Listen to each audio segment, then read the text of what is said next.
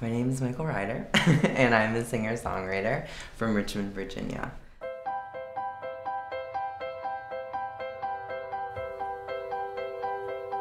So around a couple of years ago, I actually was immersed in musical theater and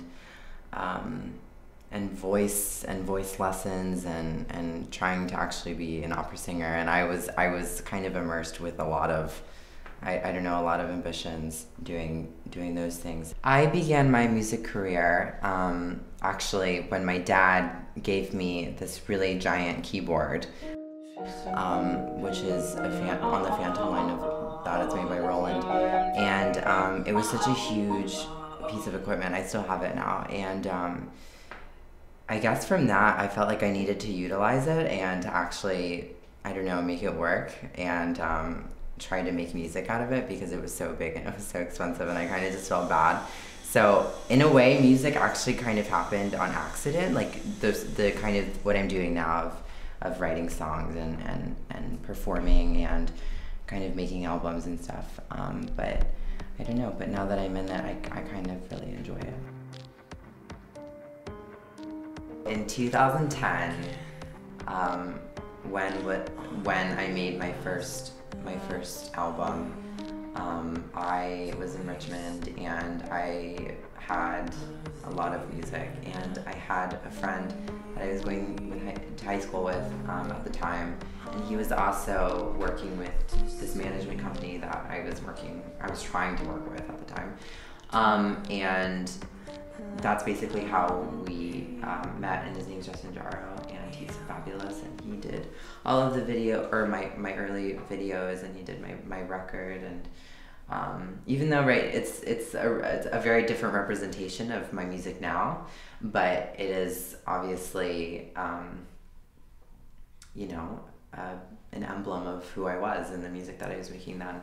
And I remember that I made that album in the midst of 2010 winter, which was like brutal. It was a really brutal winter, and we had a lot of snow. And I remember that we made the album in this like shack basically, and it was on the side of the road, and it was me and Justin, and we kind of just cranked out this album, and and it took like 7 months for Lighthouse to be I guess conceived. So, but it's a record that I have a really dear spot in my heart for, but like, would I listen to it now? Probably not. But I do admire myself, and I'm proud of myself for having the ability to do that, because I was 15 when I wrote it, and I was 16 when I released it, so I was really young. I see the men out at sea. Next to the window, I shine the light. I face challenges every day as an artist. One particular one is that I am an openly gay human being, and I am trying to make pop music. And a lot of people, especially in the industry, think that my sexual orientation is unable to be accessible in a mainstream market. So that's kind of the one main challenge that I probably face the most regularly. I carry around a bucket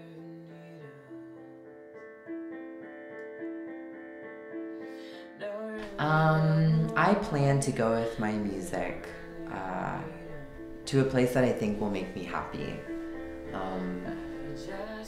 I think that you know, as making music and releasing it, there's been a lot of people that have wanted to change me and to warp my image or to warp my music. So I guess where I want to be in the future is a place where I'm artistically fulfilled, and I feel like I'm making work that best represents me and best represents where I'm coming from and my past, and trying to be as authentic to myself as I can without, I guess, being too overwhelmed with visions of other people that don't know my music at all.